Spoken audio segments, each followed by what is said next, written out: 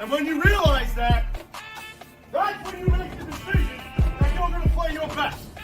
Because if you don't have it tomorrow. You don't get another 48 minutes. That's what we're here for. The pride, the tradition, the family. Yeah, about the guys in this room. Nothing else. 48 minutes for everybody who's here. Do you understand me? Yes, Coach. Do you understand me? Yes, Coach. Ooh, you're muted. Nino You're Brown. muted. Yeah. Welcome back to Titles. You're watching the 36th episode of P2P. I am your host, Nino Brown, and tonight I have a special co-host. He's filled in a few times for Jared. That is my man, Coach Sheps. How we doing tonight? Man, I'm doing phenomenal. I'm excited to be here. I was upstairs watching a movie. We're watching Nope. I've been dying to watch that movie since I saw it and saw the trailer for it. But now I get an opportunity to speak to this special guest and get to speak with you, Nino. So I'm good, man. I'm excited. And let's roll right into the special guest at the bottom of the screen. That would be New Hampshire's own offensive lineman, Matthew Marvin. How we doing? I'm awesome, man. Very excited to be here. I'm very glad that Coach Sheps reached out to me and allowed me to be here. So I'm very excited for us. Right. Well, we're just going to dive right into this lovely interview we got here. I want to thank you. I know you're a busy man. I just want to thank you for taking the time to do this interview with us. And, tell us what drew you to football and what was it about the game that you fell in love with? I mean, I started like most people, 6 years old, 7 years old. And, you get to start to like appreciate the game. And, a lot of people say like they like to hit people, they like to hurt people and stuff like that. I got an older brother. I got 3 older brothers, but one that actually played football all the way through high school, didn't play at the collegiate level.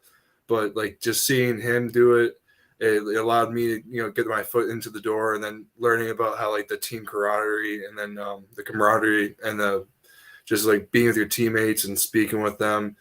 And, working as a group, because like football, a lot of sports, there's not a lot of sports where you have an entire group of people. And if one person messes up, like that play's over, that game's over.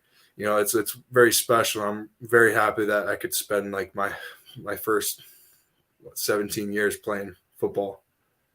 Yeah, man. Yeah, that is awesome. So there's a lot of accountability.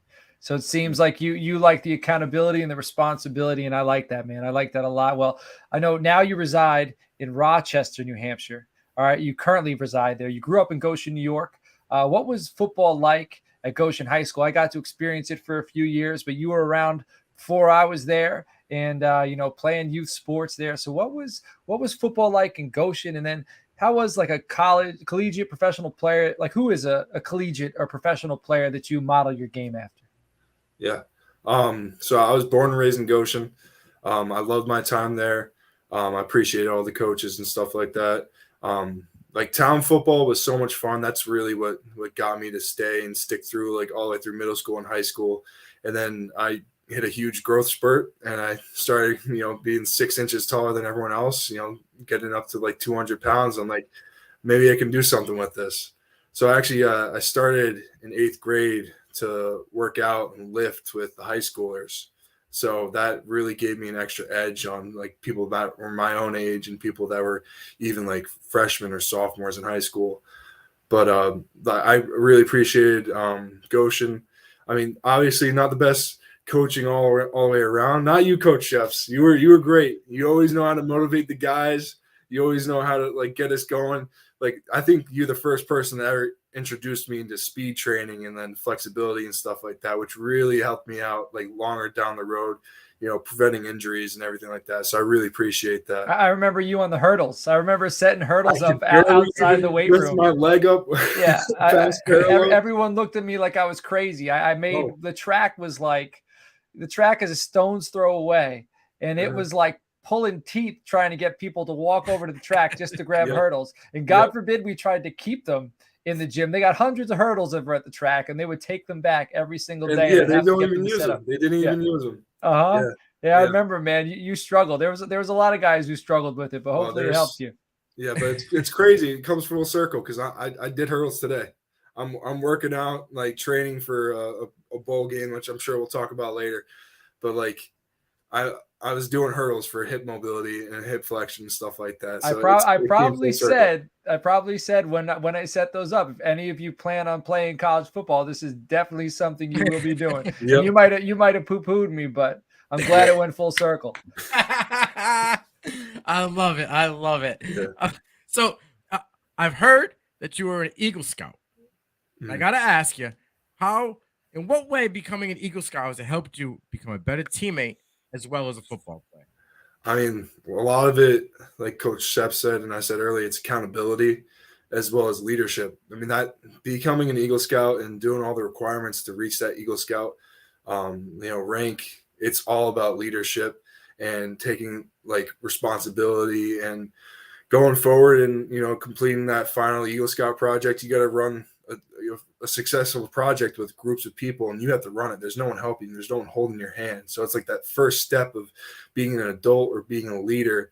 And I feel that really helped me, because my senior year of college at Stonehill College, I was elected a captain, and I took some things I learned from Stonehill on my way, and I also took some things I learned in the past, whether it was at Goshen High School or playing football at the Pee Wee level, or even like the Eagle Scout stuff. Just like taking what I knew and how to be a good leader, and like molding that to help me be successful at the collegiate level.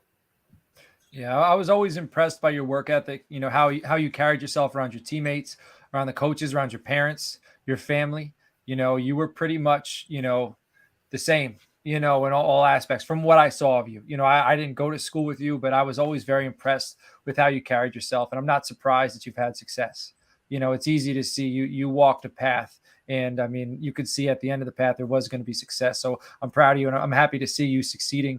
Now, you started your collegiate career at Stonehill, where you were on the Northeast 10 All-Rookie team as a freshman in 2017, and then in 2019, All-Northeast 10 Conference First Team before moving to University of New Hampshire. All right. Can you tell us about the early days at Stonehill? I'd love to. Like you're that wide-eyed freshman coming in, and you're like for me, my first goal was like, I want to be like, right now I'm sitting there, I'm the third string tackle, third string guard. Like, I want to make sure I make second string. I want to make sure that I travel. So after camp ended, I was traveling.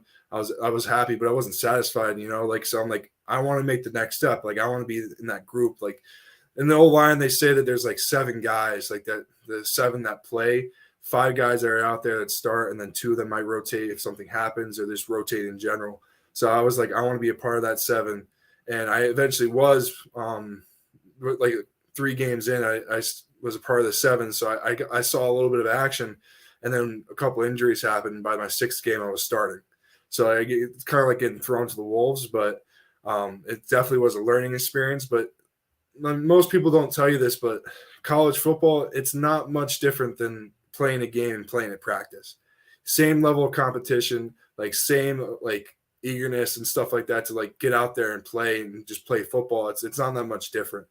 But my freshman year, I did very well for those 4 games that I started, or 5 games that I started, and I was honored with all rookie.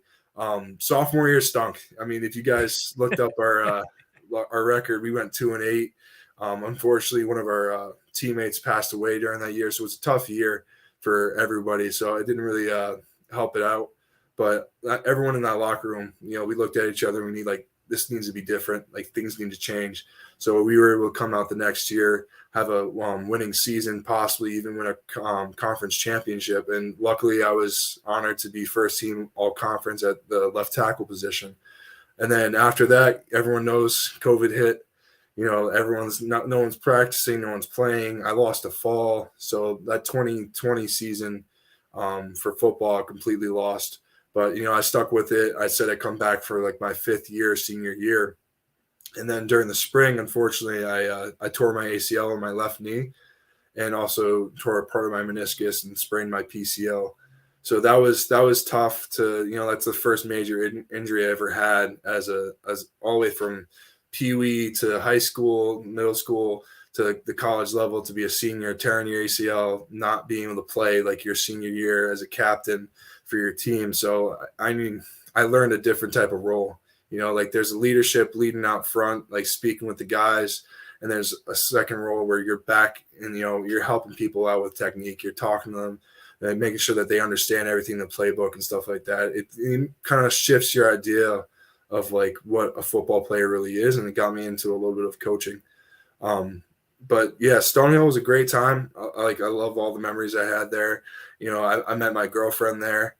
You know, all the guys, all the friends that I had there. Was a great time. Unfortunately, I was a senior. They didn't have any master's programs, so I decided to end up transferring to UNH. So that's where my story ended up beginning for UNH. I heard you tease a little bit. You got into coaching. So Yeah. what's coming? What's coming down the pipeline with that? Anything? So right now, I'm taking a master's in business administration at the University of New Hampshire. So a requirement for that is to have an internship. So I decided, because how much I love football and stuff like that, and love coaching. I love like being with the guys in general. I'm going to be a GA for this spring for UNH. So I'm super excited for that. I'm also going to, you know, chase the dream. I got a bowl game that I still got to get prepared for, stay in shape and everything like that. So I'm just going to be working, you know, three hands, MBA program, GAing for UNH, and then just getting ready for anything, you know, any possibilities, opportunities. Multitasking. Exactly. Absolutely love it. Now, you know, you ran right into the next question. I was going to talk to you about, you know, you transferred senior year over to UNH. So let's just talk about what your first year at UNH was and get into a little about this bowl game you got coming up where you're chasing the dream. Mm-hmm. So going into UNH, I transferred like halfway through a year. So I ended up coming in the spring. I took some non-degree seeking courses just so I can get there and I can get in there for the spring to play football, as well as work on my recovery and possibly, you know, beat out some of the guys. And, you know, because you're a new dog, you're a new pup there. So you got to learn everybody. You got to learn the coaches, learn the offense and stuff like that. And just like make sure you understand everything and build trust. So I ended up doing a lot of rehab. My knees all back to good. In March, I was fully cleared. So that was great. I really appreciate everyone, you know, all the athletic trainers and physical therapists that helped me, you know, get back to where I am now. But unfortunately, I think it was 2 weeks before spring ball, we were maxing out prior to spring ball and spring break. And I was benching and I accidentally tore my pec. So it was interesting because, you know, like I did 450 pounds for bench press at Stonehill College my junior year, going into my senior year. And then here I was just, you know, I was still building up. I was still going up. I was trying to go higher. And I was at 425 and something just didn't feel right when I started pushing off the bar. And then I felt, you know, like a pull and a snap from my pec. So I ended up throwing the bar off of me. And we ended up talking to the athletic trainers. They ended up telling me what was going to happen and like what the situation would be. So I ended up getting surgery and I was luckily cleared the week before camp. So I was able to do that. And then unfortunately I got COVID the week of camp. So it's just bad luck. So, I mean, I missed out on the opportunity of playing the spring practices, you know, earn a roster, like earn my spot on the offensive line. And then COVID hit. And then now I'm missing the first week of practices, you know, which is valuable because, you know, I missed the entire spring. So it was definitely frustrating. But as soon as I got back, I got cleared. They eased me into it. You know, like you have to make sure you're conditioned after getting COVID, make sure there's no like breathing issues and stuff like that. So it was very interesting. And, you know, I got the ball rolling, you know, I controlled what I can control. You know, like a lot of people have that saying where you control what you can control. And I just lived by it and just did every single like day at a time. And eventually, you know, I was able to be a major role in the UNH offense. How's that pec now? How many times can you throw up 225? Somebody might be asking sometime soon. So that's still a little bit of a work in progress. Give us a preview. Come on. What are we shooting for?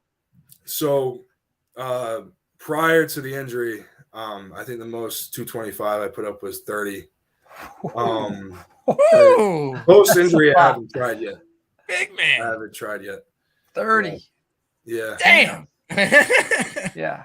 That's a strong number. All right. Well, we're going to talk a little bit more. So it seemed like, it was an unfortunate beginning, but a successful end because you're resilient and you kept fighting. You controlled what you can control. You didn't quit.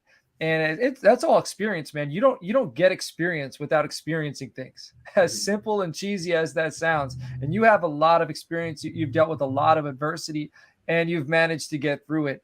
And I think you're going to be better for it. And I think that's a coach's dream, is somebody who's been through it a little bit and they understand. They're not some naive guy who doesn't expect, hey, things might not go right. You had a season where you only had 2 wins. Unfortunately, that wasn't the first time you lost a teammate. You lost a teammate in high school as well. So, you've been through adversity. You've kept your head high and you've continued to work hard. And then what you're saying about controlling what you can control, man, that's some grown up stuff. It takes a lot of people to realize that and to get their head around it and to actually live by it. So that's impressive. But I do want to talk about the success this year because you did have success. All right. So as an O-lineman, you were able to have quarterback Max Brosmer. I'm hoping I'm pronouncing that correctly. Perfect. He threw for 3,000 yards, 27 touchdowns, will be ranked 4th in passing offense, 6th in offensive efficiency, number 2 in average time of possession, and 5th in red zone efficiency. So those are all fire numbers, 88.9%. What do those numbers mean to you and the Hogs up front? Like the guys who are doing the dirty work. Like how do you feel when you're seeing your offense produce like that? I mean, you guys both know offensive line is a thankless position. Like those stats and stuff like that, like it's awesome for us. And, that's appreciative to our running back, Dylan Lobby, Max Brosmer, obviously. All like the wide receiver group was phenomenal this year. They were very young, but everyone stepped up and, ended up working out for us in the end. And then our offense coordinator, Brian Scott, was amazing. Great play calling, like best play calling I think I've ever seen in the college level. So I think it's a mixture of everything, but, being a thankless position, like it's great to see those numbers. And I think we were second least amount of sacks given up per game in our conference. So it was like around 1.5 or less than that. So we kept them clean, and we did our best. Even though some games, like we might have been outmatched, like at Western Michigan, or like any other like teams like that. But we kept them clean. We made sure like our guys, like Dylan Lobby in the backfield, we made sure that he was running and receiving, doing everything. Kept them off the ground. And then our quarterback Max, like he's probably one of the smartest guys I've ever seen. If he doesn't go on to the next level, he'll definitely be a phenomenal coach. Or I know he's trying to be a brain surgeon or a surgeon in general. So, he's got the brain for it. But whatever he's going to do, he's going to be phenomenal at. He's great at like making his reads, like going through everything, throwing the right passes, the right checkdowns, and he's got a cannon for an arm. So, he's still got a couple of years of eligibility. So I'm looking forward to see what he does in the future too. Sure. Listen, you talked about Max. Football must be easy if you're studying to be a brain surgeon. You know what I mean? Yeah. Talk about stress. Yeah. I want to talk. This is going off the chalk here, but I want to talk. Right before we got on, I was watching a little film of you guys against URI. Okay. You got that dub and a comeback victory against that, the Rams. But there's a play, the end of the third quarter. Okay. This is like just, if you want to know what Matthew's about, you go watch this play. Right. The end of the third quarter, they're going for 2. Right. All you see is this large man on the offensive line manhandle the lineman. You picked him up. It looked like you were carrying him across the field. You gave them so much room that your quarterback ended up going for a QB sneak in for 2 to tie the game. Can you tell us a little bit about that play? I mean, not really. I mean, it's just you just do what you do. Like. I mean, like I said, Max is a smart guy. Like he sees something, he'll take it. It's 2 points. You need 3 yards. So like, you see, you take it. That wasn't a drawn up QB draw, so that was all on him. But like you're in that position. Like, I mean, great from him. I mean, I don't speak for myself a lot. I can tell because you're deflecting. You're give yourself some credit. on that play, sir, because I watched it in depth, and if it wasn't for you manhandling that lineman, Max isn't going to take that for a QB sneak for 2. I'll tell you that. Yeah. So kudos to you, sir. That was well done. Thank you. You want Coach, to take it away. All right. I'll take it. All right. So UNH finished the season 9-4, 7-1 conference, and you guys finished ranked 15th in the CAA. What did the season as a whole mean to you and the Wildcats? I mean, for me, like going through high school, not the best team, like no chance of seeing a state championship. Like your senior year, we were pretty good. We were pretty good. Yeah. Well, I mean, the record is didn't show up, but we had could a win few games. college athletes on that squad. Yeah. Sean Colgan went to Buffalo, DeAndre to Morrisville. So, I mean, we could have beat Port. I think we should have beat Port. We didn't, but we could talk about this another time. That was my junior year. My senior year. Oh, man, your junior year, you're loaded. Right. Yeah, junior year, we were loaded. Right. But that's true. My senior year, we ended up going to the section playoffs and unfortunately lost to Cornwall, who ended up winning state, 3 years in a row after that. Yeah. So you know what? You always looked like a senior. So it's easy for me to get confused which year was your actual senior year. Yeah. Right on. Well, what did the season mean to you and the Wildcats? It was good, man. It had to feel. I mean, great. it was awesome. I mean, like I was saying, like not getting that ring at high school level, not getting the ring at Stonehill and stuff like that. But winning the conference, finishing a 7-1 in the conference, get a share of the conference championship, finally like getting something to like remember your college like days. It's awesome. It's awesome. I mean, for the team, like everybody was happy about that. Everybody, even like in that last game against Maine, and went to overtime, and they had some crazy trick play. They ended up scoring the touchdown for them, and then they went for 2, and then they ended up throwing a pick to end the game. Even that was crazy. So like the energy and everything like that, like riding into like the NCAA playoffs was big, and then getting our first playoff win forever against Fordham, that was really big too.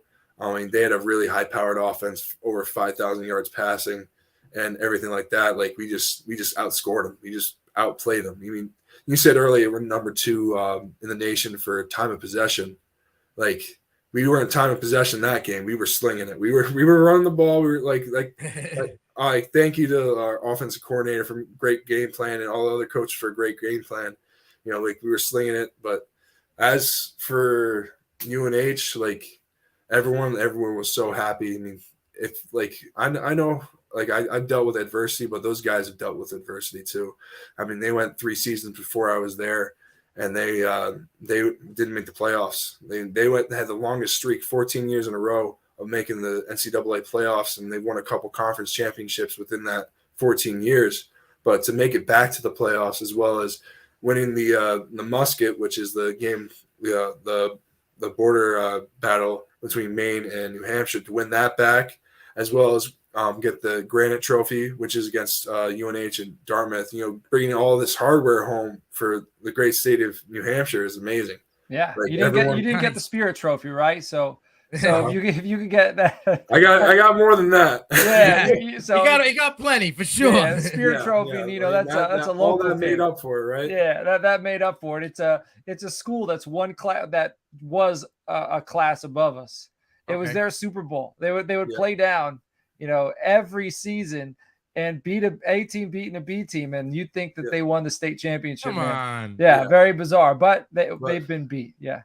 I mean, my sophomore year, I was able to come back and watch that game, and Goshen ended up beating them. So I was able to hold it up. Was that the one in Warwick with the fumble recovery on the sideline for a touchdown at the end of the game? It was by Elijah. Oh man, phenomenal. That was a very exciting moment, but I'm sure that the trophies you won, man, bigger on a much bigger scale, talented's much higher. But we're talking about talent right now. All right. So I want to talk about talent. I want to evaluate some talent. So you were in a parking lot. I'm going to paint the scene. You're in a parking lot, Jets, Lions, Penei Sewell jersey.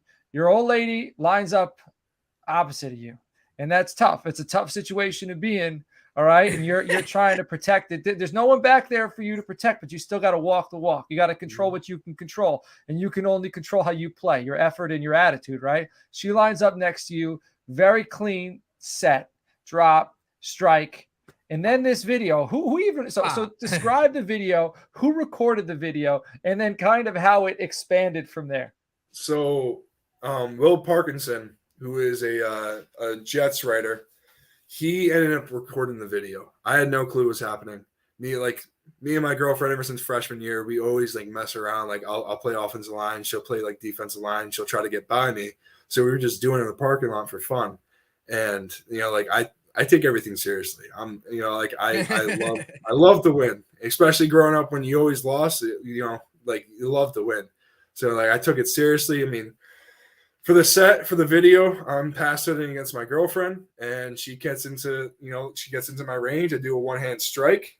I punch her right off her point, and she goes flying out the frame. But like I had no clue what was happening, so it was just hilarious. It's after the season where I was with my brother and a bunch of our friends, and I was just playing cornhole, and the guy came up to me. He's like, "Oh, you're the guy." I'm like, I guess I'm the guy. He's like, "No, like you're all over Twitter right now." I'm like, "What?" So he showed me the video. I'm like, "What the heck?"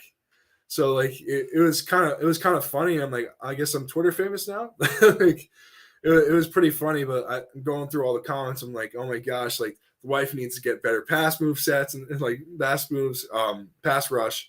And I'm like, babe, you got to work on your stuff. You can't be putting that out online. Like no one's gonna get you. Love it. But what about Penei Sewell? Like, I mean, that was awesome. Like, if anyone doesn't know, like after the game, after the Lions won, they showed Penei Sewell the video, and he broke down my film, which was a really cool moment. He broke down and said everything perfectly. The set was perfect. It was just a money rep. That's what he said. Using like single hands, individual hands, knock her off her spot. I mean, that was pretty cool, especially from like Penei Sewell, a guy that I admired out of Oregon, and Lions were lucky enough to draft him. He's a great guy, top 5 tackle in my book for the NFL right now. And, he's young, he's about the same age as me, and he's got nothing but growth ahead of him. Yeah. So that was really cool to see him break down my film. I also read some of the comments. Everyone's like, "This guy's stiff, like terrible pass and stuff like that." Oh yeah. Like, just to clarify, it's 25 degrees out in New York. Like I'm expecting to stand in a stadium and sit in a stadium and freeze my butt off to watch the Lions possibly win or possibly lose. I'm wearing long johns, I'm wearing sweatpants, and I'm wearing jeans under there. Yeah. So I'm surprised I can bend my knees. Yeah. Well, we gotta, with your next steps in your football career, we got to develop some tougher skin, because you're gonna hear people say a lot of things, and guess what, Matt?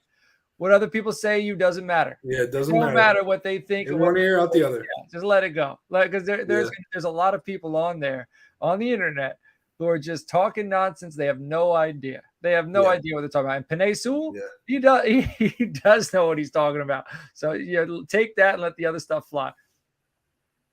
Absolutely. I watched it right before the show. It was unbelievable. It's to see him break it down and say you were on point with every movement was great. Now imagine if I lost that rep. Oh man. Ooh. You don't have to. It would have been a viral sensation the wrong way. The wrong way. Man, imagine she hits you with a chop and then a spin to the inside. Everyone was saying that. You're like, you gotta incorporate the spin move. Yeah. I was ready for it. I was baiting it. You were bringing her in. Exactly. Hey, I'm going off script too. You said you played Western Michigan. Where was your favorite stadium to play in your entire collegiate career? In my entire collegiate career? Yeah. I mean, Western Michigan was very cool. I mean, it was very cool to see. Guest locker room, terrible. Like, I'm surprised, going into like a MAC conference and stuff like that. Like they would let their opponents sit in that locker room. But it was very cool. But I think the best place I've ever played was obviously UNH, the Dungeon. That's the Wildcat Stadium. Like that there's no other atmosphere like that. And I don't think I've ever experienced something like that as a player. Even though the year before they didn't do too well, they only won 3 games, like everyone still came out to every game. They supported the team. And we had a lot of success, and that drew even more people and more UNH families and just the locals to come out and support us. But especially in the Fordham game. When I mean like electric, I mean electric. Like it was a high scoring game. Everyone was on their feet. Like not only a good game plan, but like the fans won us that game. Like a lot of home games, people, it's hard to win the dungeon. We always say it's hard to win in the dungeon. And like the fans make that happen. And like the people at UNH make that happen. And, I definitely think that's top place I've ever played at. I've been on a few shows with Nino, and we've asked that question. And I think you're the first person to answer your home stadium, man. I like it. Yeah. And I'm going to tell you something right now. I'm from Mass, and UNH isn't far from me. Stonehill was probably like a half hour away from me. But the way you describe it, it's called the dungeon. I'm going to have to go to a game at UNH next year and experience the dungeon. It's going to have to get done. Mm-hmm. It needs to be done now. Maybe I'll meet you up there. Yeah. Oh, don't tease me. Yeah. Don't tease me. I will. All right, Matt, I'm going to hit you with the toughest question of this whole interview, okay? I hope you're ready. Don't get too nervous, but I've asked everybody from Carson Steele. We've had Tajay Spears on here, and they've all answered this question. What is the breakfast cereal 101 for you? For me, I got to go with the classic, Captain Crunch. Ooh, I Dude love likes it. torture. Dude likes torture. That rips the inside of your mouth open. All right, but I got crunch berries or no crunch berries? No crunch berries. Oh, just straight classic. Just straight that's classic Captain Crunch. I mean, I always grew up, every single Sunday, like eating Captain Crunch with my dad. Like that was his go-to. I think like that's definitely my go-to as well. Like it's sweet. I mean, sure, it cuts you up, but it builds character, right? Yeah, it's like eating nails, and that's what linemen do. So, well, he's a lineman, he's tough as nails. So, I love it. Listen, Matt, I want to thank you for this interview. I appreciate it. This has been awesome. You are an awesome guest with a bunch of knowledge, and I was able to pretty much see through the eyes of offensive linemen to this episode, and I appreciate you, Coach. Why don't you take this away for us? Man, yeah, thanks again, Matt. It's been nice connecting with you. It's nice seeing you. You're a grown-ass man now. You're ready. I wish you well. I want to stay in touch. After this, let me know what your next steps are. I'm excited to I want to see your process, see how you go, see where you go. And I know 30 reps at 225, man, even if that's not where you're at right now, I'm going to have to tweet that out a little bit. Maybe I'll tag a few people, see if we can get some buzz going. But you're going to have to get that chess game up so you could get there, at least get close. We'll get the intrigue going, man. But do you have anything you want to say to the listeners or anybody at home right now before we cut this thing off? Thank you guys for having me. Obviously, thanks for reaching out, Coach Sheps. It's great to see you. It's been a little while. I'll definitely connect with you. For everyone else, I'm going to be at the Dream Bowl later in January. It's going to be in Texas. So a lot of scouts are going to be coming out for that. So I hope that, I might get something from that. And if you guys want to go, just search up the Dream Bowl and, follow them on Twitter or anything like that. But yeah, I mean, that's where I'm going to be next. And after that, you'll have to ask me that. All right. So, I will. Thank you guys. All right. Go Wildcats. Catch them at the Dream Bowl. Yes, sir.